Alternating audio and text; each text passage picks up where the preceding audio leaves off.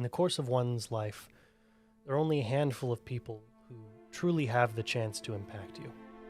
The people who change you forever. Perhaps they're your father. Perhaps they're your mother, your priest, your pastor, your grandparents, your best friend. Perhaps you've known them your whole life, and perhaps you never got the chance to meet face to face. No matter the circumstances, you've been forever changed by the simple fact that they stepped in and shaped your world. This is the story of a man who I met at 2 years old and who changed my life forever. From the first time I saw him, I looked up to the example he set, longing to be the kind of man that could make a difference like he did, for me and for millions of men, women, and children like me. As I grew up and started going to school, I would daydream about him. His greatest adventures, his most challenging foes, his partners, his allies, his family. One I could reflect in my own. I've always loved my father, and I've never doubted for a second that he loved me every single day of my life. But even still, for most of my childhood, if it wasn't a birthday, a graduation, a traditionally important moment in a child's life, then he was likely preoccupied, absent. The man who changed my life stepped in for him on many occasions. This man taught me to take pride in truth and justice, in honor and righteousness, in perseverance. He taught me that when you're facing the gates of hell, alone and abandoned by all those around you, having each given in to the comforting embrace of ignorance or their own vice, rather than embracing the terrifying, cold, and harsh, but empowering, blinding truth, when I'm there staring in the abyss, deep into its soul, that I can't blink. He taught me about the truth of strength, the foundational importance of principle, the values of duty beyond personal safety. This man gave me purpose, a direction towards which I could struggle, a mountain I could continue to climb with greater resistance every day. I found my purpose, my goal, my singular greatest want, a need, rather. I wished to become what he represented. Not for my sake, of course, but for the sake of every man, woman, and child who has need of just such an example as I did. Through the years, I created plans, outlines for my path. I had a certainty, a clarity and purpose that I could never let go. I recognized the world around me for what it was, what it still is. I see the crime, the corruption, the blatant disregard and tearing down of the foundations that kept us strong as a nation and indeed as a people. On any given day, you can see it too. The glorification of vice, the aberrations of destructive, evil lifestyles, the true capacity for great and terrible things that man, unfettered and uninhibited, can accomplish. A capacity which exceeds itself daily. I see what this world is, and at one time, I was going to fix it myself, just as it was shown to me by my greatest example. But one day something changed. Not the man, he remained a steadfast, unwavering constant. Rather, I changed. Or more accurately, I was changed. About 3 years ago, my family was nearly torn apart by the actions of my father. I was unable to do anything about it. I was stuck halfway across the country, in the middle of nowhere, almost literally. I was shut away from my family, and until I finished my school semester shuttered away in the basement of my roommate's family home, because of lockdowns, it would be impossible for me to get back to them, by which time I was utterly useless. However, I continued to rely on this man to be my example.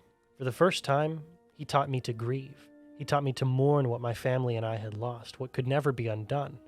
He taught me to be strong, not for myself, that was never the goal, still isn't, but for those around me, for my mother, for my brother, when they need me most, even if it was hard to admit. Because of these things and the kind of grace and healing that only God Himself can provide, my family continued. Changed, certainly, never the same, but more complete than ever before. In these last 3 years, because of the lessons this man taught me, the example he set, I've been able to rebuild my relationship with my father, a bond stronger than ever before. And then, exactly a year ago, I was driving in between delivery orders for work when I heard the news. This man, my role model, my example, the most impactful person in my life, had died.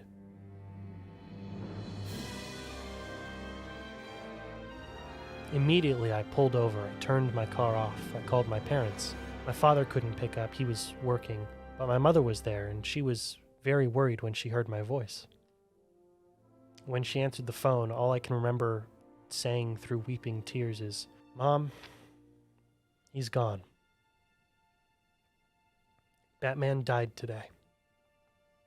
I know that I explained the situation, who the man was, why he was so important, but those specific words escape me. For all the grace and understanding my parents have for me, I know that this moment did not set in for them, at least not like it did for me. That evening, I rapidly made my way over to my parents' house, barely holding myself together. This man was my greatest friend, my strongest ally, my first and most impactful example. And he was just gone. Just like that. No warnings, no signs, nothing. In a moment, I became a terrified 8-year-old boy weeping in the rain in the back alley of a movie theater after just watching my father figure die. I was inconsolable, entirely unable to escape this deep, crushing anger and sadness. 2 days would pass, my week finally finished, and I would join my parents once again to celebrate the life this man led, the example he left for me, and the most important moments that made me who I am today. I reminisced over the best things this man had done, what he truly meant to me, how much he influenced who I would grow up to be, but after it was all over, there was nothing I could do to bring him back. No cure, no miracle, no Lazarus pit, nothing at all. From that day on, I had to live in a world without Kevin Conroy, a world without Batman. I wish I could say that I've accepted his loss. I wish I could say that his memory has faded, even just a little bit, but I'd be lying to myself. More importantly, I'd be lying to all of you. Not a day has gone by that I haven't been shattered by the fact that he's gone. It's affected my work. It's affected my passion for content creation. My biggest project, the Batman the Animated Series retrospective, it's entirely unrecoverable. And for the last year, I've been entirely without a creative spark that extends beyond a single page of a script. I've spent countless hours over the last year trying to put these things, these emotions, this pain and anguish to paper.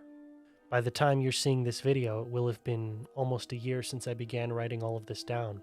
Unless I'm mistaken, as I've deleted so many drafts, this is somewhere around the 20th version of this speech, and none of it's been practiced.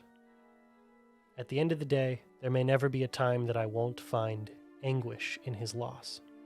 Part of me isn't sure what I'd do without the pain. At the very least, the pain is real. Part of me is afraid of letting it go. What if by letting go of the pain and the anguish, what if I let him go too?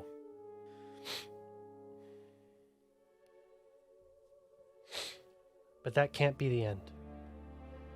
The Lord has more in store for me. Part of living means learning to move on from the loss of those around me. As painful as this last year has been for me, it's also given me great joy. I'm nearly done with my degree, a process that began back in my freshman year of high school nearly 9 years ago. However slowly it may be, I'm growing into my work as a photographer and adding additional skills and niches with it. Today, I've got a closer relationship with my parents than I may ever have had, certainly as an adult at the very least. Whatever time I may or may not have left with them, I cherish every opportunity I get to spend in their presence. As a Christian, I believe in heaven and hell. At the end of my life, like everyone else, I will have to stand before the Lord, and I know that I will see his face. And however undeserving I am, as the rest of us are, with my faith in his Son, I will enter into his presence for all eternity. I wish I knew what or where Kevin is today. I could never judge the weight of his soul, nor should I. I pray that he came to know the Lord in his last days, and I hope I will see him again one day when we can greet each other in the presence of the Almighty.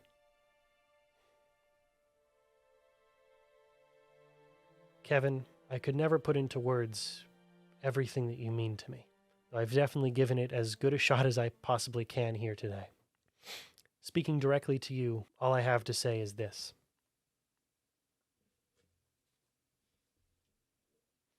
Thank you, Mr. Conroy.